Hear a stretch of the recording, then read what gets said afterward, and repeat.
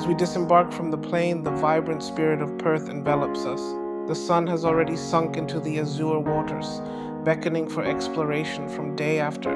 With eager hearts and curious minds, we step into this lively city, rich with breathtaking landscapes and unique culture. Every corner promises a new discovery, from bustling markets to serene parks. Join me as I dive into the essence of Perth and share unforgettable experiences.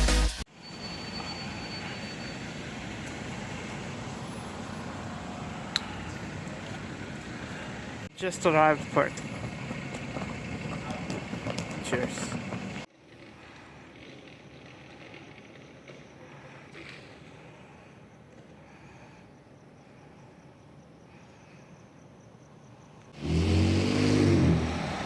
Good morning, folks.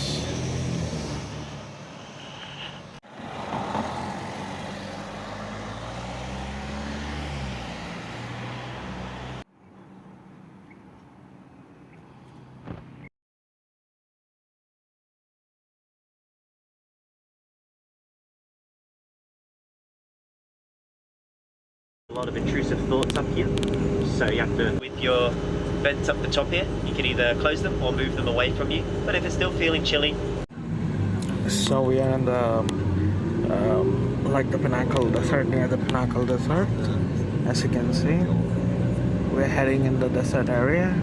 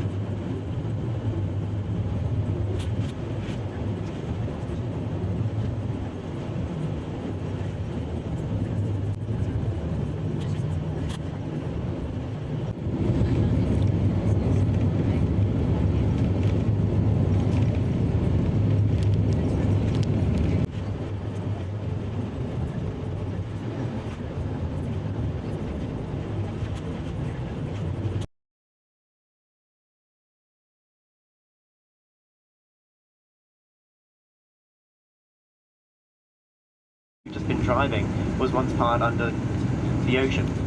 With the rising and falling of sea levels, this was once part of the ocean. So over thousands of years, of course, now the levels have dropped. We're left with the remnants of limestone rock and seashells that have left part of this sand dunes, the Quandalup dune system. And these dunes in particular, they're called migrating sand dunes. We get a lot of wind on the west coast, if you've not already noticed. We get a lot of onshore winds that are blowing onto the shore from the ocean, and it blows a lot of the loose sand on the top, and en masse I should say too, over a lot of vegetation, and it makes it look like it's moving, hence the name migrating sand dunes. At the viewpoint you'll notice the island that sticks out of Lancelin, called Lancelin Island. The town itself was named after the island, and then it's a 360 view, so you'll see back over a lot of the Quandalup dune system. Quite a lot of the dunes there too. You'll probably see some cars, some four-wheel drives hooting about, and maybe some people playing on to be confused with Wangari. Wangari means dingo, Wangari means fish. This is a fishing village by the Wajungunga people. And the European settlers, when they came here and established it as a little town, it was a whaling station. Whaling was rather prevalent on the west coast. Thankfully that's a thing of the past. Except for some illegal whaling, it's not a thing around here. Thankfully it means that the numbers have completely blown up. On the west coast alone, we had 45,000 last year, humpback whales migrating. And this year they're estimating it was about 46 to 50,000. And the numbers are still rising. And that's not to be confused with all of the humpbacks. That's just the migrating west coast humpback whales. We have them on the east coast as well, which have got their own numbers, and up north in the northern hemisphere as well. In fact, up at the Ningaloo Reef, up north of here on the west coast, this is the first year they've officially announced that you can swim with the whales, the humpback whales. The DBCA, the Department of Biodiversity, Culture and Attractions, they have allowed people to start doing that. Of course, if you're swimming with a pod of whales, things that are bigger than this bus, they have to go through a few bits of red tape and safety procedures.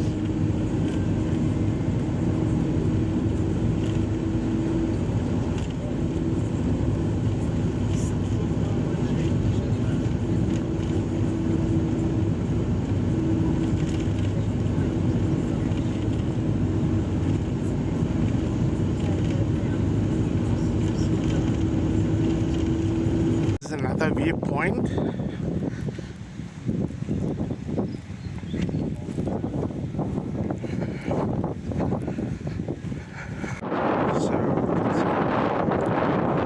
it's just a viewpoint.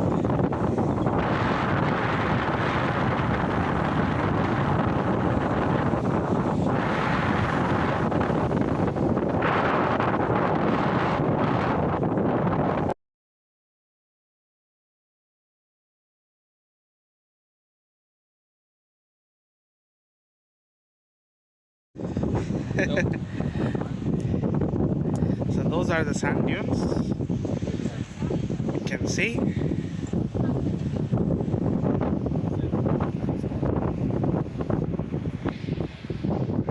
The dark blue ocean.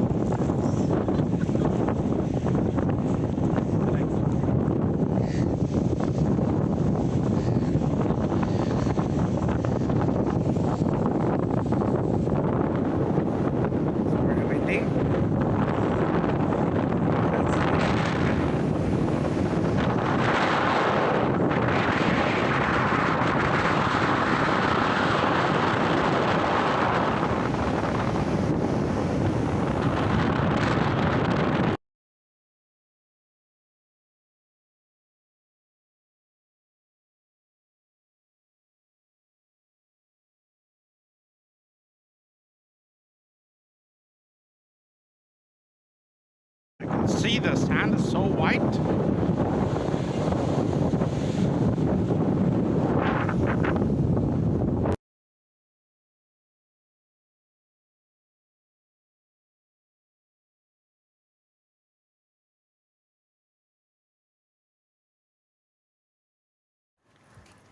Hello.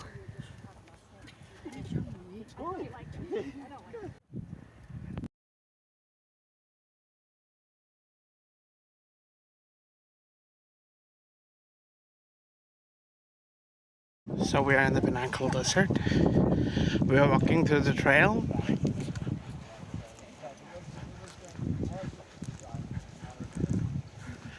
That's my coach.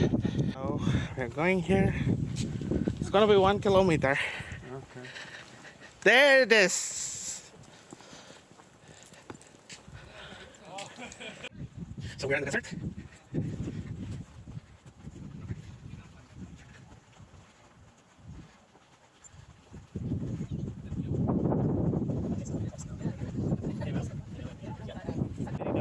Which you're welcome to do. You may also get lost, but it's okay. I'll be here tomorrow around the same time.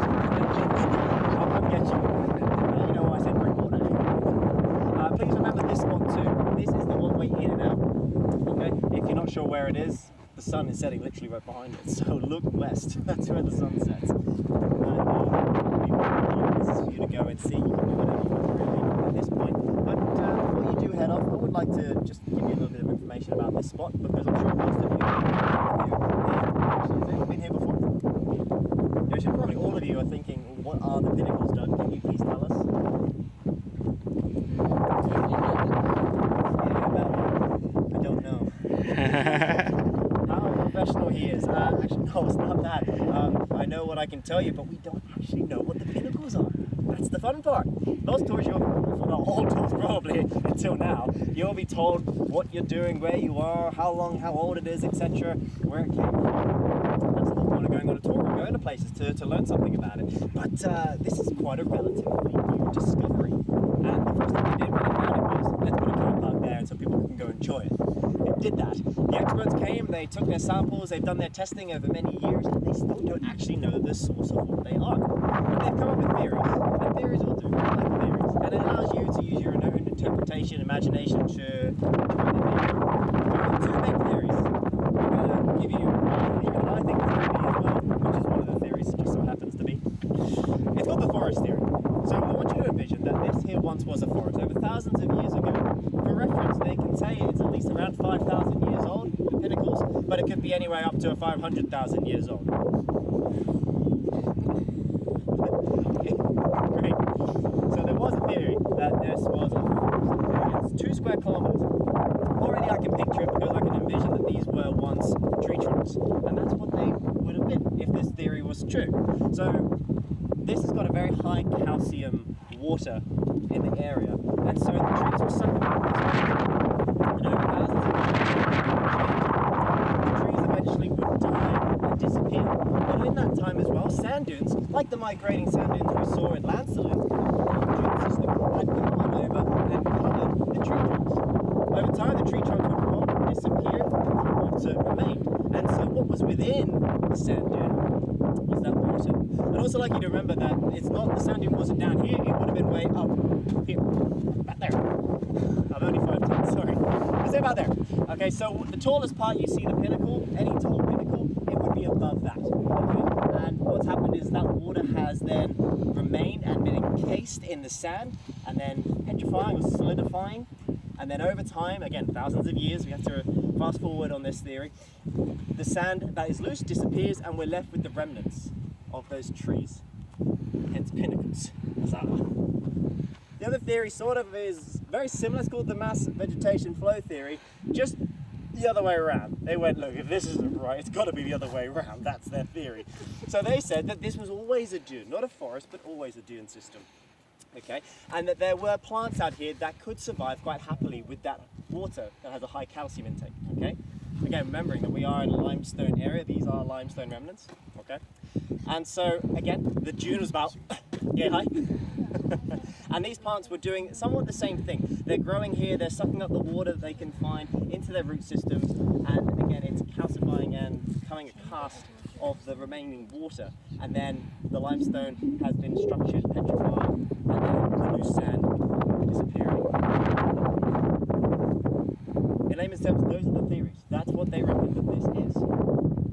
However, you don't believe the theories, I'm here to tell you the real story about how this came to be.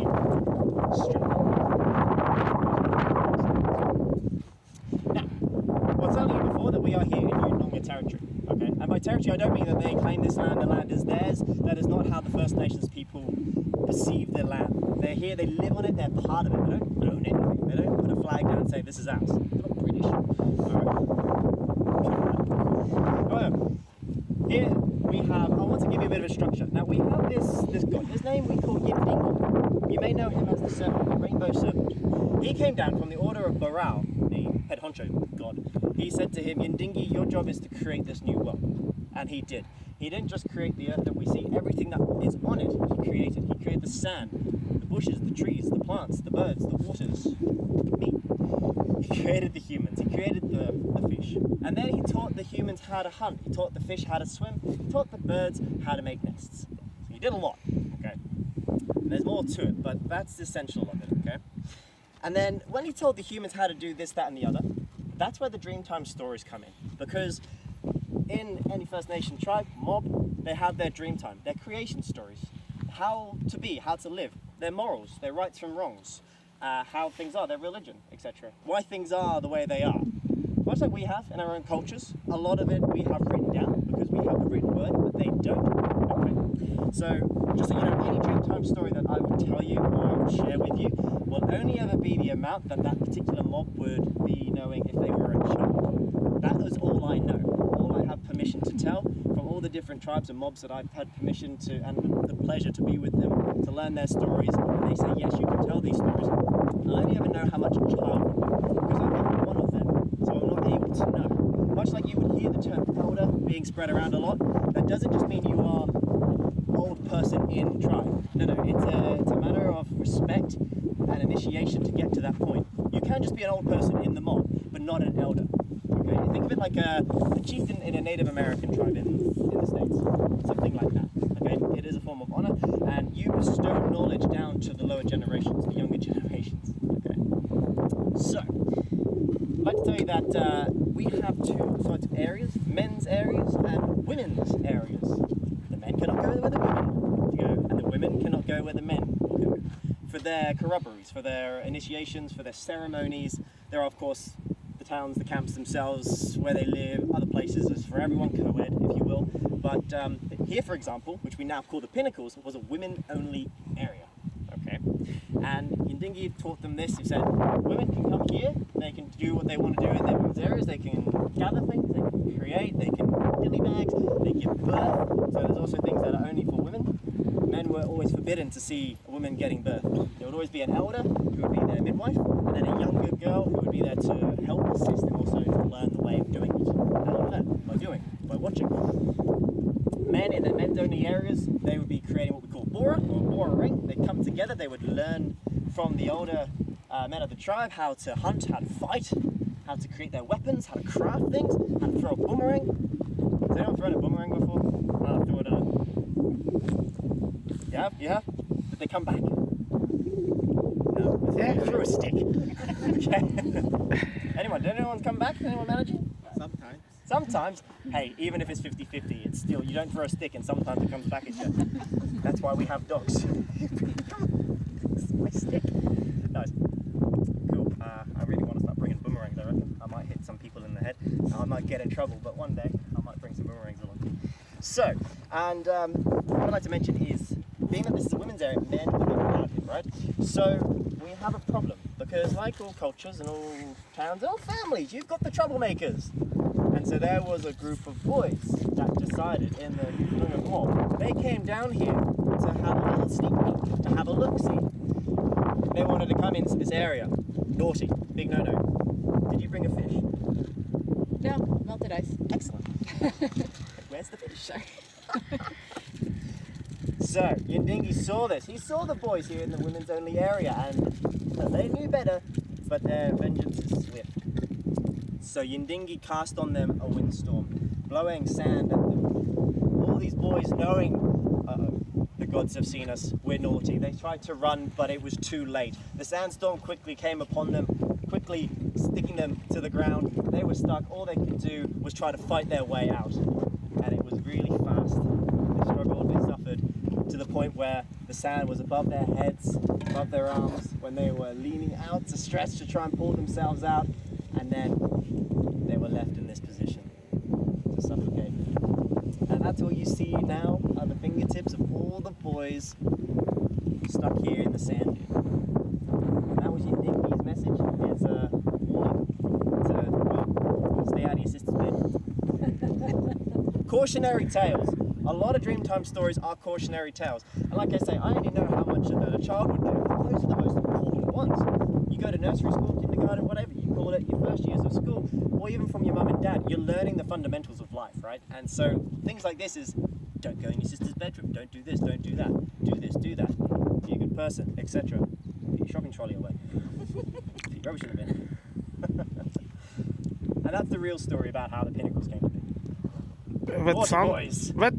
That sounds like a story. Yeah, it's a true story. True story. Based on true events. That's how Hollywood will get around to eventually.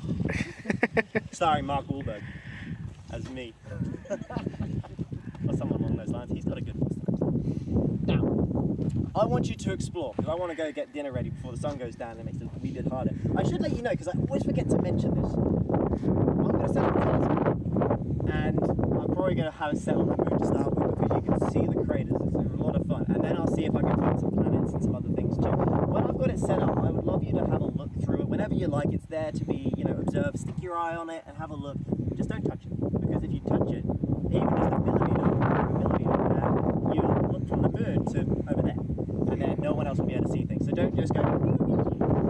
stick your eye over and go, oh. Yeah. I'll show you a few other things if maybe it's lost adjustments, you need to focus in a bit more. Absolutely. It doesn't take much to lose 10 minutes of focusing, so just bear that in mind. Whilst you're out here, we've already seen skippy, which is great, but then we've also got emus, echidnas, and maybe small little note groups out here, reptiles. There's a lot to find out here. But what I'd like you to do, like I said, go wherever you want. If you want to follow these markers here, they've got the emu track on them, the emu footprint. The next one is just over there behind this white sign. You'll see it within the pinnacles. So you could follow that and it actually takes you to a viewpoint. The viewpoint up there, it looks deceivingly far. It's where the tree line is, but it's actually really close. Okay, it's a beautiful place to watch the sun go down whenever you're ready to watch it. You don't have to watch it out here too if you're worried about getting.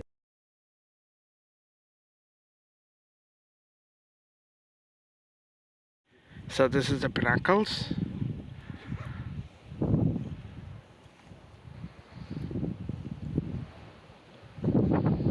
We're gonna not lose the track.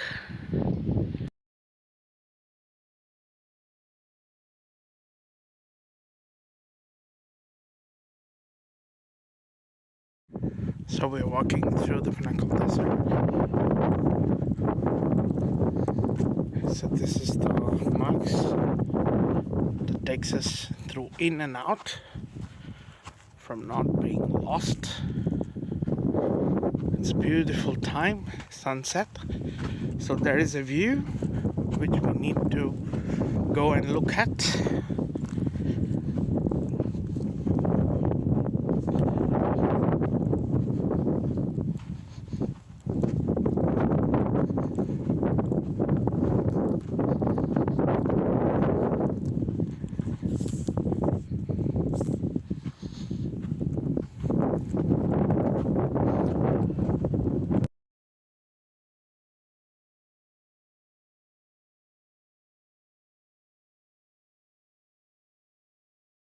So there you see the sand dunes and the sea.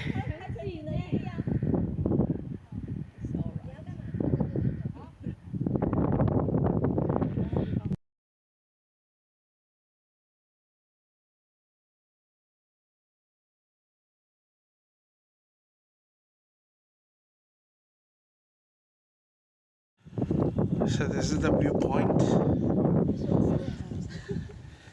Amazing.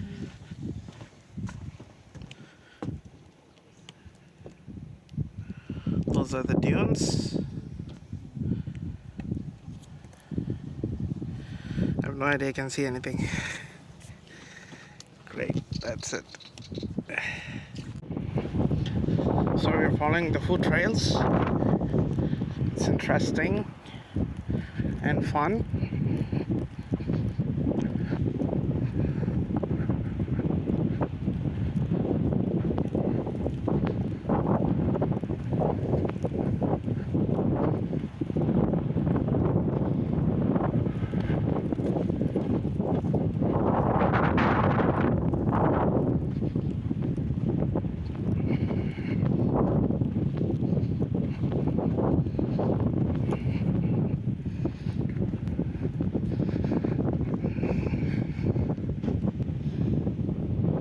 Beautiful during the sunset.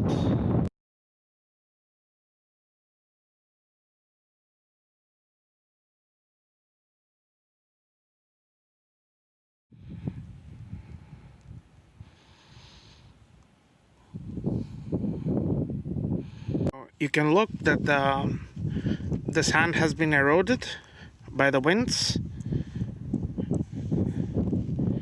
It's interesting. Looks like it can tend to get more windier over time. It is said people can get lost here as well, but we will stick to the trail.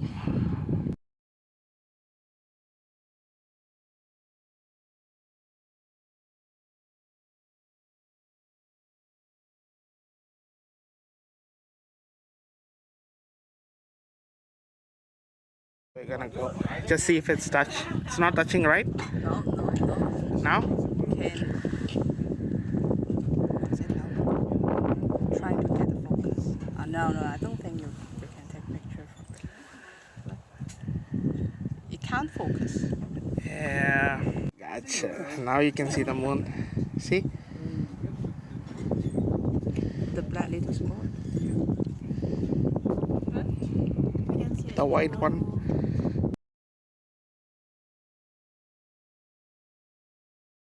To get to us, but chances are, where it is somewhere in our solar system, it's already dead and gone. But it's taken so long for that light to get to us that we can still see it. It could have been dead for a millennium, not longer. Now, what I like about this is everything is always open to interpretation. We Europeans and others around the world, we see the scorpion.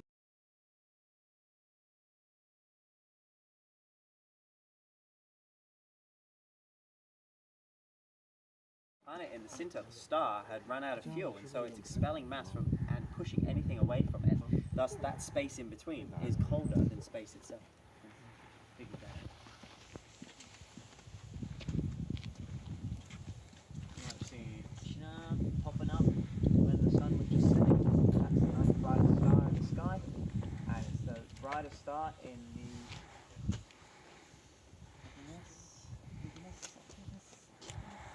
which is the river, which disappears because you can't see it right now, but it's a long stream of stars that connect together.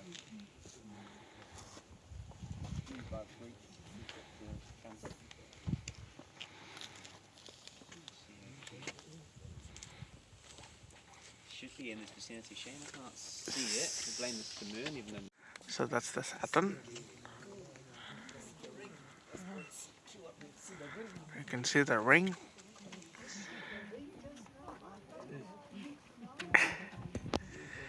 And here is another planet.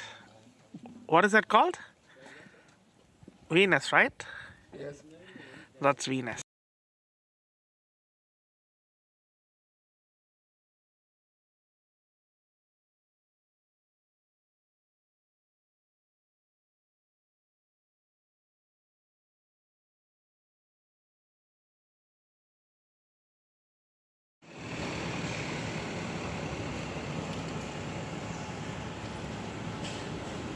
So this is the jetty where they will take the boats, as you can see.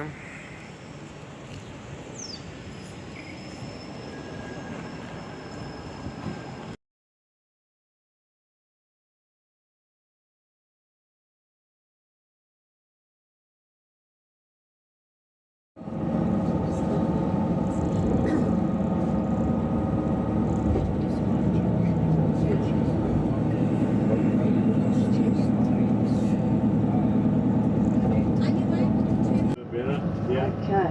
I think I'm just going to hand over the mic anyway, the guide mic, because I'm listening to everybody talking and you guys seem to know what everything is. Well, we don't. Only some of us. I'll just pass it back. There it is. Now they're getting this huge capacity.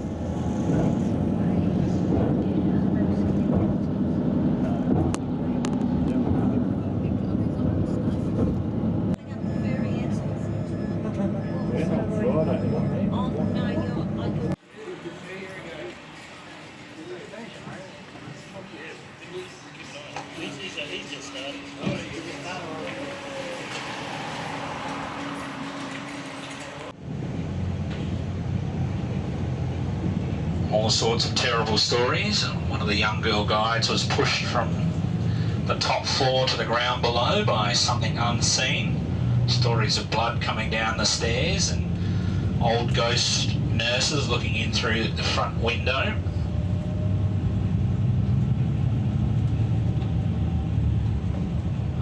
I've spoken to the local police quite a few times and they've told me all sorts of weird stories about the place. And back in the early 1990s, I had a lot of overseas student friends, and I would take them all around Western Australia, load up the car.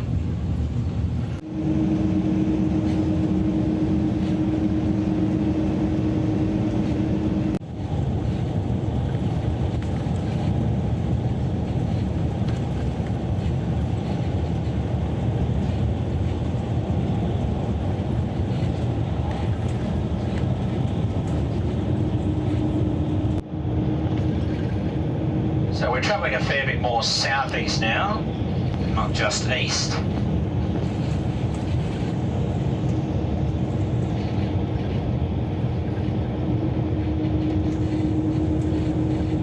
Dog visit whenever he wanted, so he buried him up on the top of the hill here, so he could visit him all the time.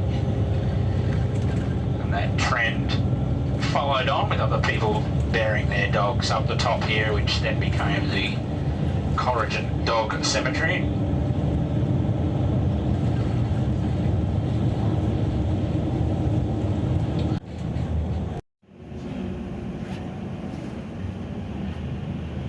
So we are at the caves. We're going to the caves.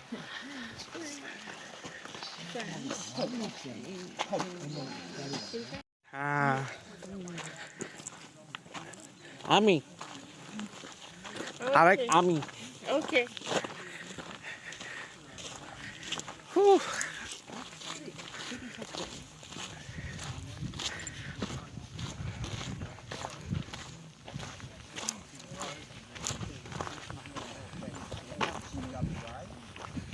So a very long time ago, the southern part of Western Australia was once joined to South Africa and the southern part of India. So that's why all those three locations have the sandalwood trees. Now they do have nuts on them, they are edible, sandalwood nut. You'll see a lot of tourist shops in Perth at the airport as well. They have the chocolate covered sandalwood nuts, they're really nice. The flesh looks a little bit like old coconut and it tastes like a hazelnut. However, if you pick up something like this and go to eat it, be very careful, you know what I'm going to say, because it might not actually be a sandalwood nut, it might be kangaroo poo. It looks very, very similar. So if you pick up something and it's soft, don't eat it, it's kangaroo poo. So we are going towards the cave. So when you go home you can say this is the Oz. Are these mosquitoes or houseflies? No, they're hook flies.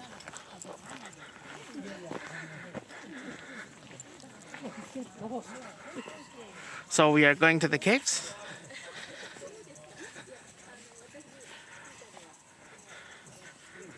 We have to bend in to enter.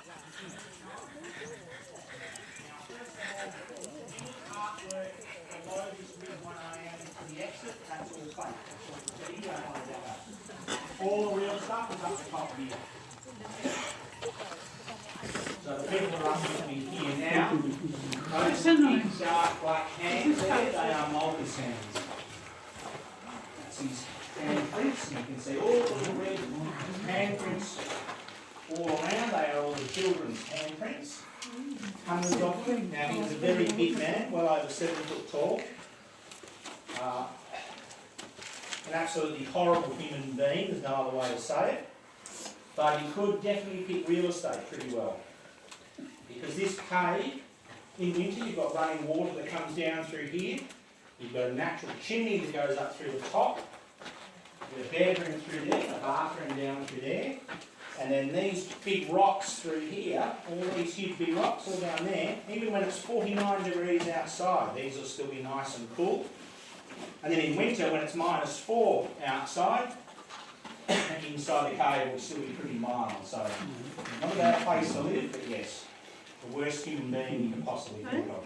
So what we'll do is, those of you who want to, come up here, take a good look at the handprints, take photos if you like.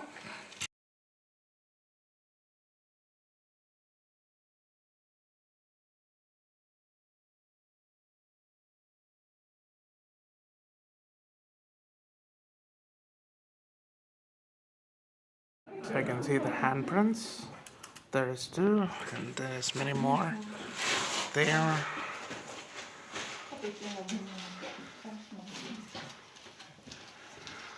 So this is Mulka's Cave. Yeah. Yeah, I see the red ones. Ah, there it is, the children's ones. Yeah, perfect. So we're So now we're to the Roy Rock and the Roy Rock Coffee.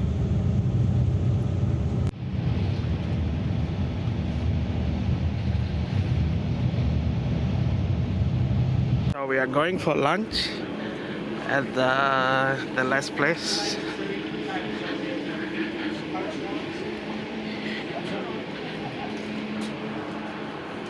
So that's our captain. Oh, 100%. Oh, that's a real eagle. Owl. Oh, jeez, it's so big.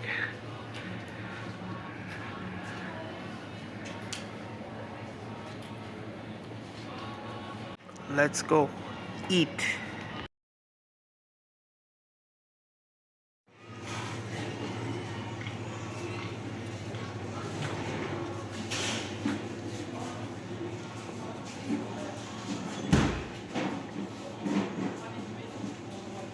Oh, interesting car.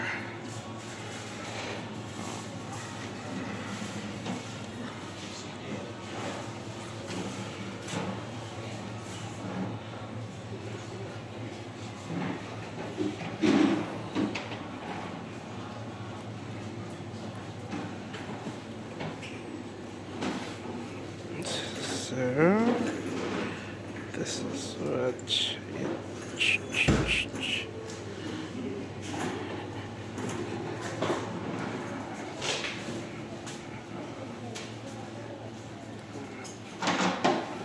oh, that's a roost.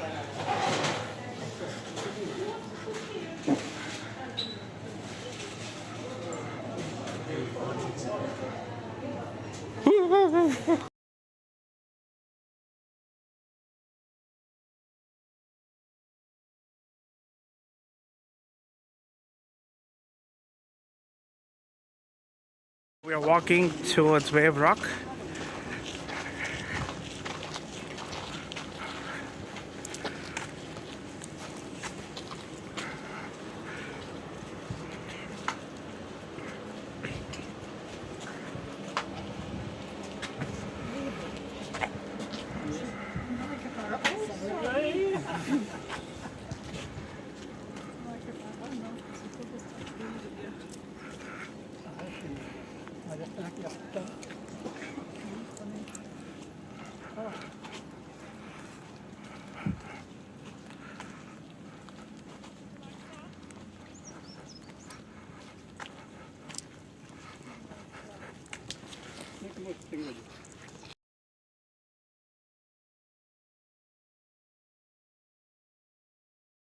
So we are in the Wave Rock, Hyden Rock walk.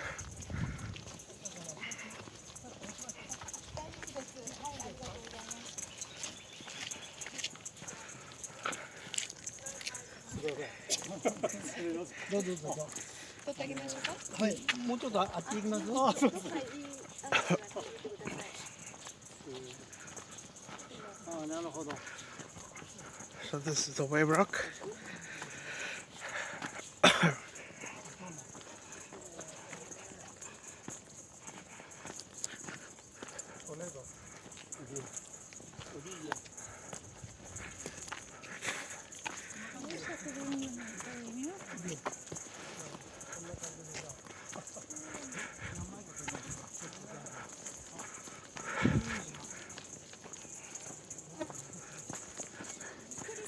Yeah, once upon a time I saw this in the geographical books. Oh, okay. When I used to be a kid.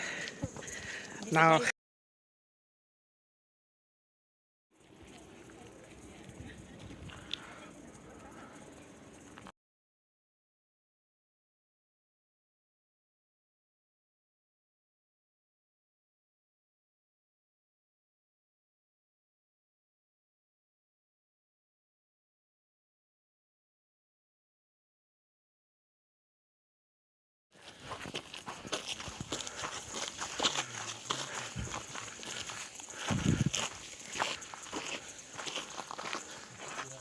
so this is the quarry. So this used to be a quarry for granite. And the Breakers Trail, the Hyden Rock Wall. So this is the Hyden Rock Wall.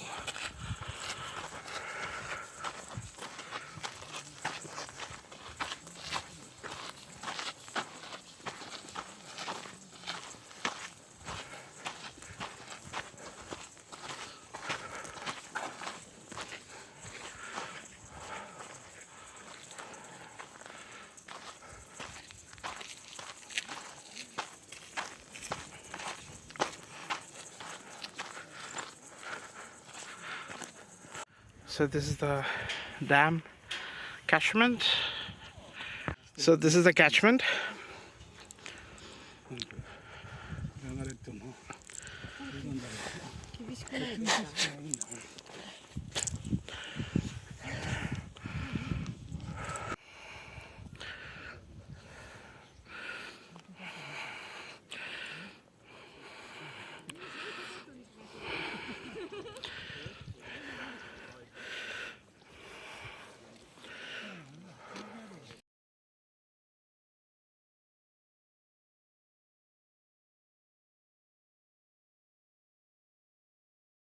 This is the Hyden Rock.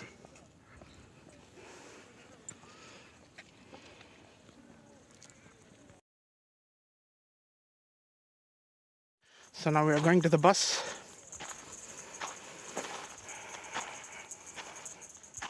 We're leaving the site, back to the bus.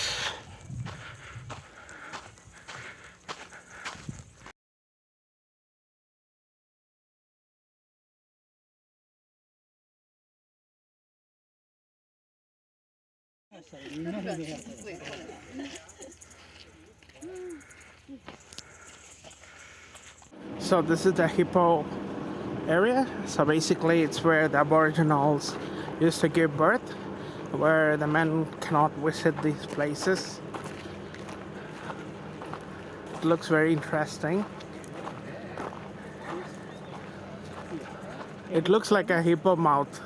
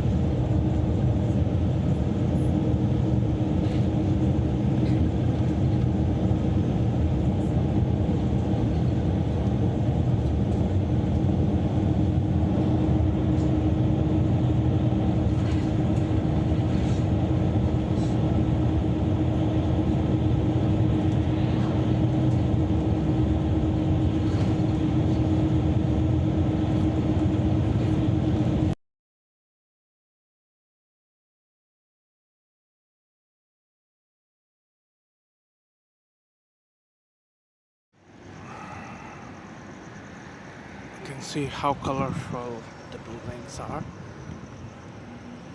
Perth is always lit, as you can see.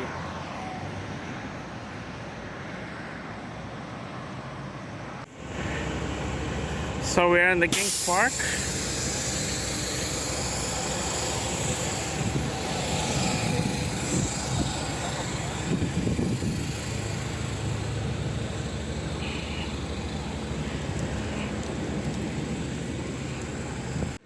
So this is the King's Park. We're gonna take a look.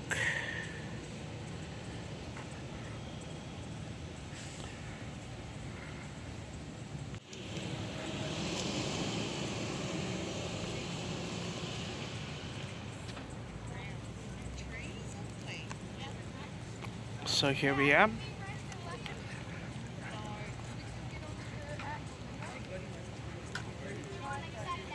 We're going to the State War Memorial, then the Botanical Garden, then the walkway. So this is like the gallery.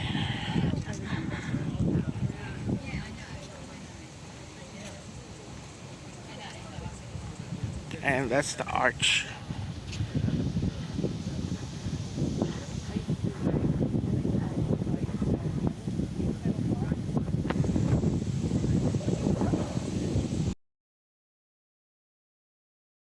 So we are entering the War Memorial.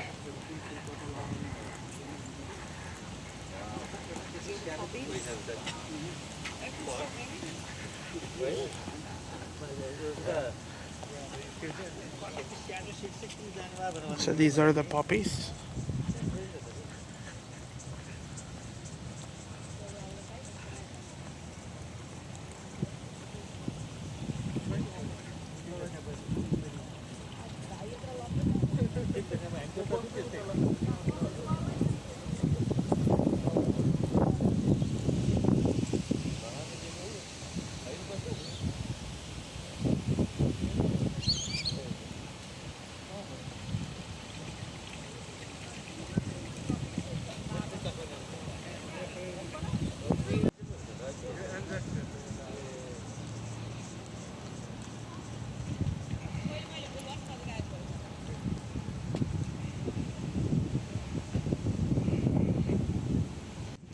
So that's the ocean. You can see Perth. Also the buildings and the memorial arch. There's the jetty where you can take the boats. And the bridge, yeah.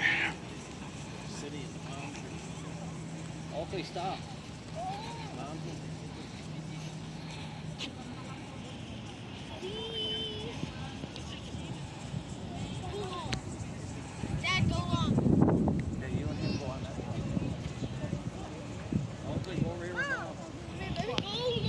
We can go along in a minute. Come here.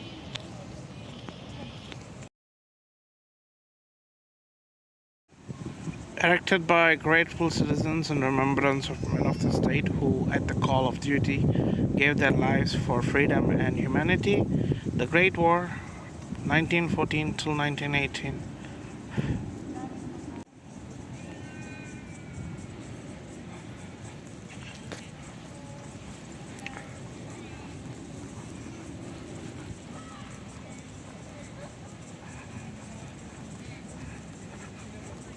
So as you can see, this is the viewpoint where you can see the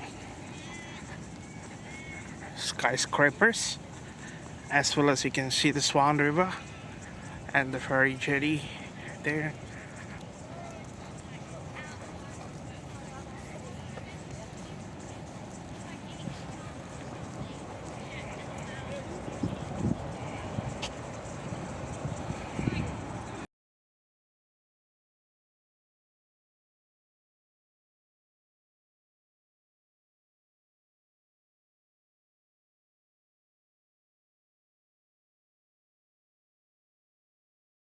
So that's the Swan Bridge and the Swan River.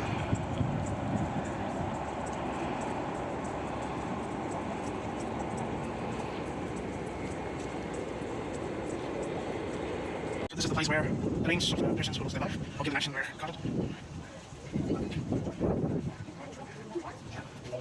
So this is the 20th battalion, the names of the people. All the people who share the name have shared death and glory.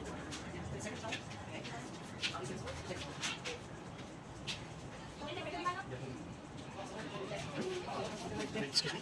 Okay. These are engineers and artillery infantrymen, body battalions, 44th battalion.